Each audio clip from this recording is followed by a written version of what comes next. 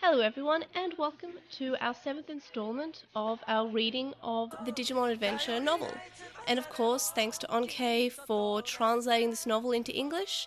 So today we'll be starting Chapter 3. Chapter 3, Escape from the Desert.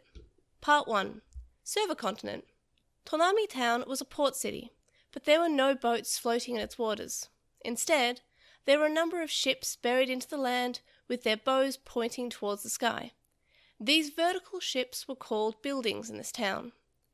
Right now, the city was bustling with preparations to welcome the chosen children. A large banner was raised up in the air with the words, "Welcome, chosen children," in big letters so that a person could read it with the naked eye even if they were positioned out on the far horizon. What's more, a cannon had been procured so that once the children were seen on the open sea, it would be fired, which would also indicate the signal for attack. All that was left now was to wait for their guests to arrive. And yet, not a glimpse of the children could be seen anywhere.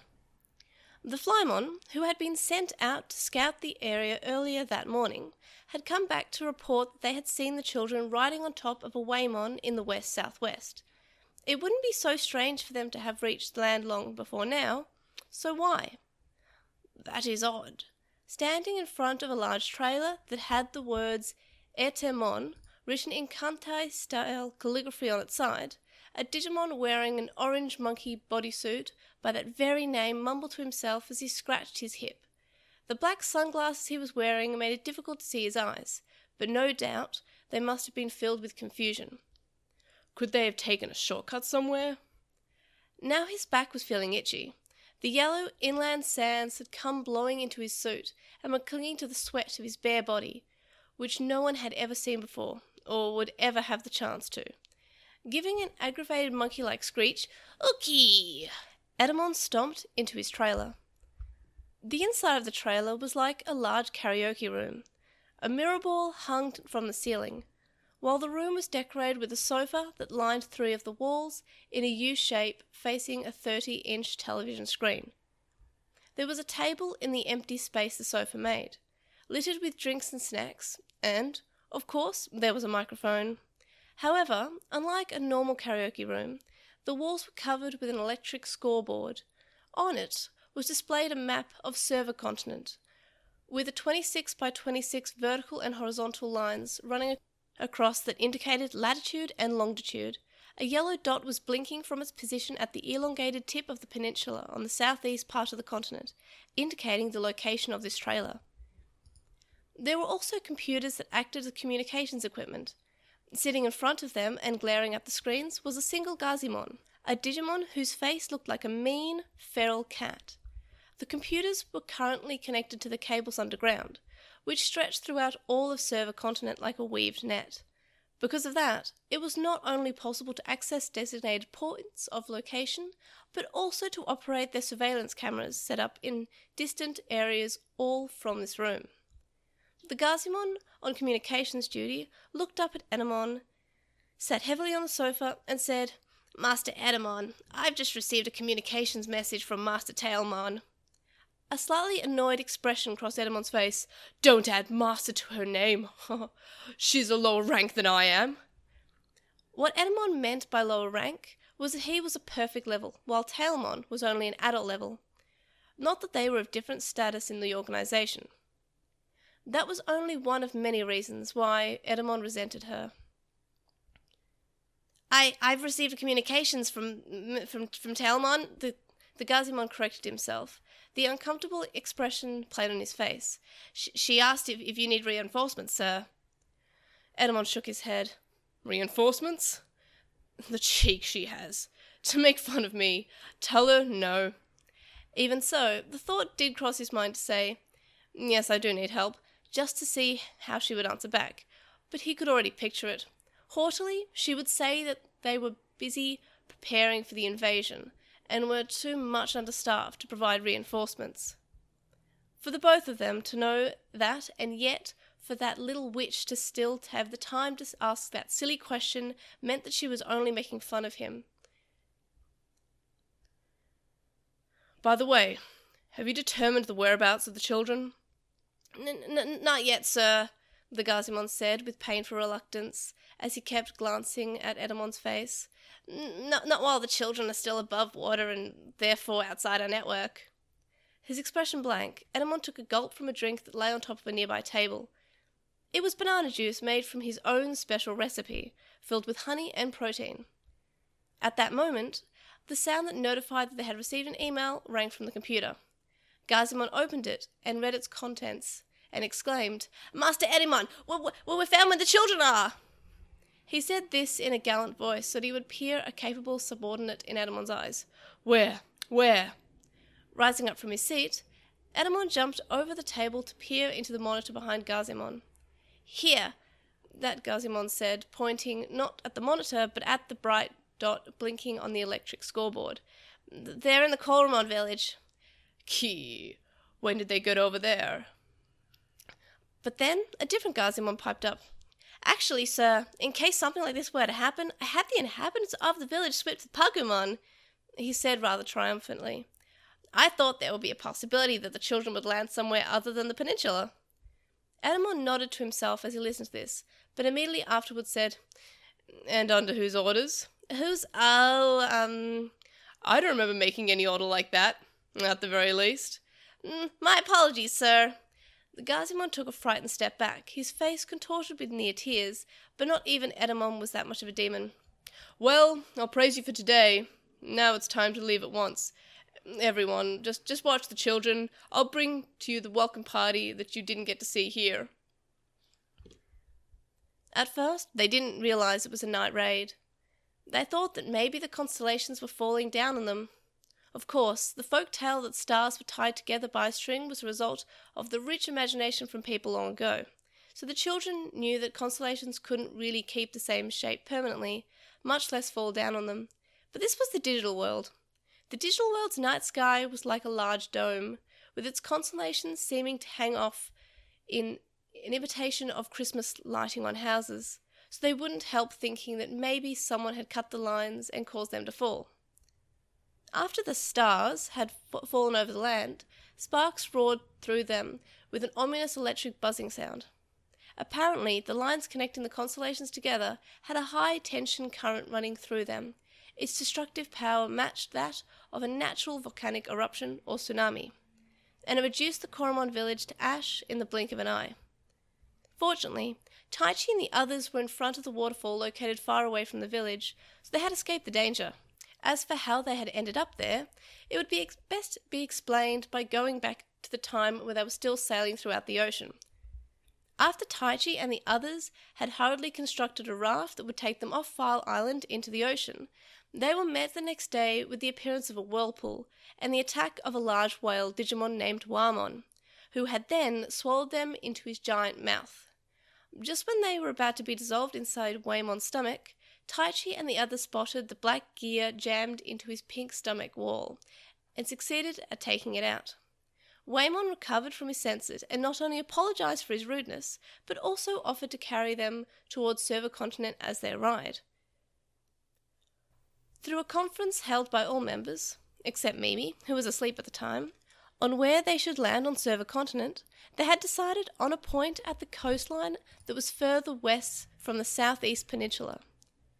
The coastline had been Yamato's suggestion. It indented into an inward curve, which would better help them to keep an eye out for enemy attacks. From there, they had gone towards the Koromon village that Wamon had told them about, except there had been no Koromon in sight. Instead, the village was actually full of Pokemon who were the same baby levels.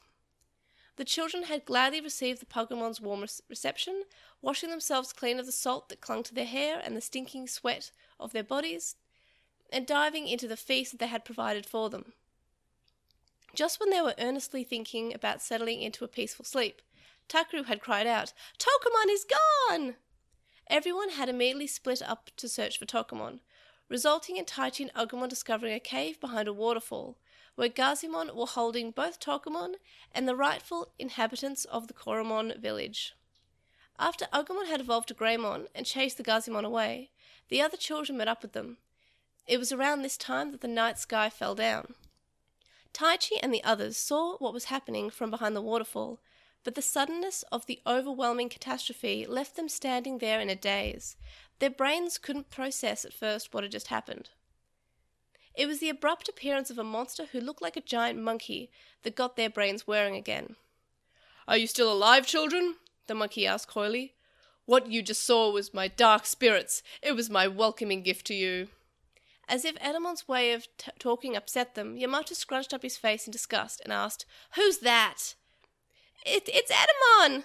the Koromon wailed, drawing each other close and trembling in fear as their faces contorted. "Is he strong?" Taichi asked. "He is! He's perfect level!" one of the Koromon answered. "Perfect level? What's that?" Tentomon answered Taichi's question this time. "Perfect level is the level that an adult evolves into. The adult level is, for instance, when I'm Kabuterimon and when Gabumon becomes Garurumon." Would we be able to win against something as strong as that? The question was unspoken, but it felt like a dark shadow over all of the children's faces. "Let's keep staying out of sight," Joe said. "If he does find us, he might think we've died and leave." However, by that time, Etemon was already aware of where the children were located. A surveillance camera nearby the waterfalls caught Taichi and the others displaying on the monitors in Etemon's trailer. "Oh, it's too late to run, honey pies," the large holographic image of Etemon in the night sky said with a wide grin. "I already know where you are. Just hang on a minute, I'll be right there." Etemon's holographic display flickered out abruptly and almost immediately after that. With a clear clearing of his throat, the real Etemon, about 2 meters tall, appeared in front of them. He pulled off the flying V guitar from his shoulder and struck out a single high note as he sang in a random tune. "It's a superstar monster Etemon!" The children collapsed their knees and couldn't move. Perhaps they could instinctively sense the ruthlessness within Etemon, because none of them let out a whimper, even though they wanted badly to cry. "Now come at me or surrender, whichever you please. The end will be the same either way, you're all gonna die here." Etemon approached them, dancing a funny little dance as he went. "If surrendering leads to the same result, we just gotta fight," Taichi said arrogantly. He was apparently intent on winning. Sora had often seen Taichi make that face during their soccer games. Taichi showed that expression even when they were 2 or 3 points behind, and strangely enough, they would end up turning the score around. He was the type whose fighting spirit flowed over in the face of adversity. Sora decided to believe in Taichi. "Everyone evolve!" Sora shouted. Even if they were up against a perfect level, they had to have some chance of winning with 6 adult levels on their side. "Piomon evolve! Birdramon!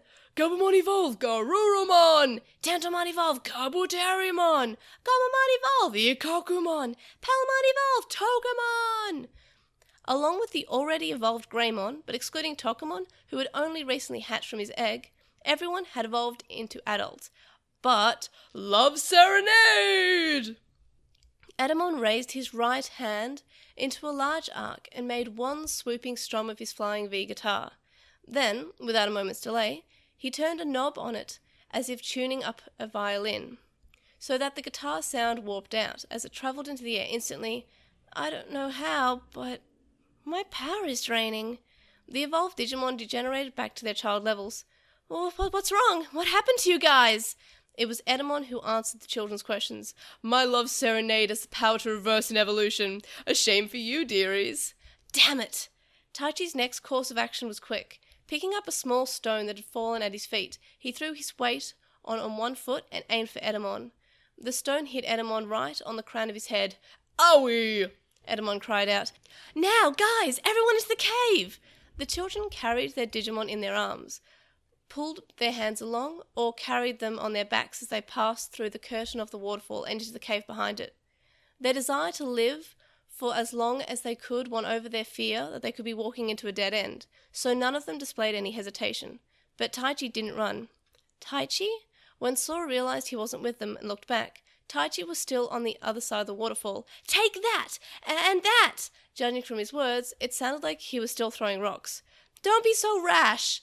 Whether he heard Sora's voice or noticed for himself that Taichi wasn't there, Yamato also came running back. "That idiot!" He cursed and jumped out from behind the curtain of the waterfall. Etemon was grinding his teeth as he drew closer to Taichi. "You little pest! You won't get away with that!" he screamed, kicking against the ground and flying out towards Taichi. "Look out, Taichi!" Sora could hear Yamato's shrill scream even from inside the cave. "Taichi!" That was when it happened. From the corner of her eye, Sora saw a bright light sparkle suddenly from deep inside the cave.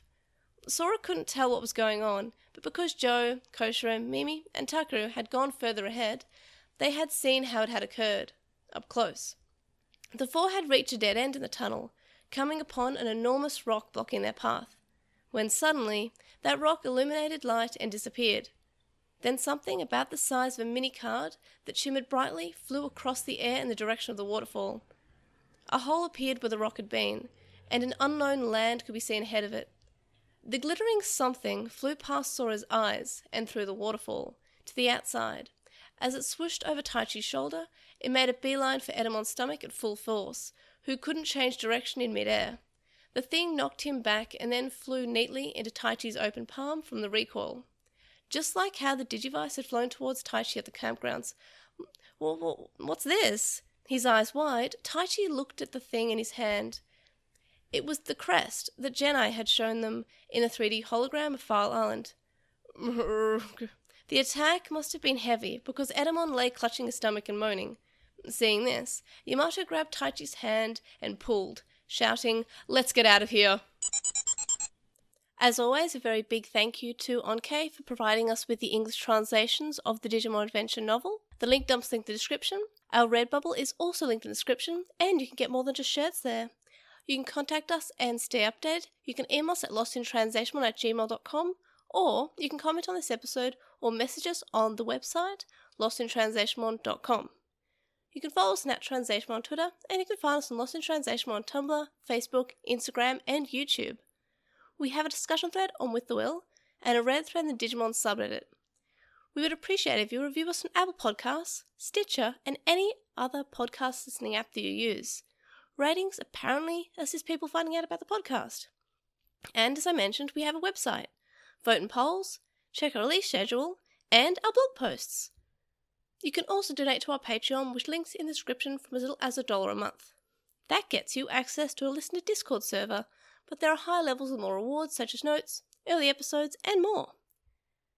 And thank you to our existing Patreon supporters, Joe, Anime Guy, who is Anime Guy Kurosaki then the number 1 on YouTube, Stephen Reeves, Wildwing64 on Archive of Our Own, Kadawashi, Chisai, who you can follow on Tumblr at Chisai236, Kyle, Tom, Lismet, who is Elecmon on Tumblr, Nicholas, Sam, Spiral, Keith from a computer podcast on the internet, Magnus, Annabelle, Himi, Alex, and Luke.